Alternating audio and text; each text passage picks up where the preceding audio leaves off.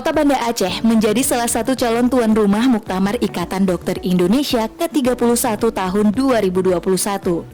Sekretaris Daerah Aceh, Dr. Taqwallah Mkes, mendukung terselenggaranya kegiatan tersebut. Ketua IDI Banda Aceh, Dr. Isra Firmansyah mengatakan, Muktamar IDI merupakan kegiatan yang sangat bergengsi. Selain dihadiri langsung oleh sekitar 3.500 dokter dari seluruh Indonesia, yang nantinya akan lahir perumusan dan penetapan kebijakan-kebijakan profesi dokter nasional. Dr. Isra menyebutkan dari sisi analisis kelayakan dan keunggulan, Kota Banda Aceh sangat layak menjadi tuan rumah. Pihaknya yakin Banda Aceh akan terpilih sebagai tuan rumah. Pasalnya, dari 30 kali muktamar sepanjang 70 tahun berdirinya IDI Banda Aceh, belum pernah menjadi tuan rumah. Selain itu, pengalaman melaksanakan kegiatan besar di Aceh diyakini akan membuat Aceh terpilih menjadi tuan rumah.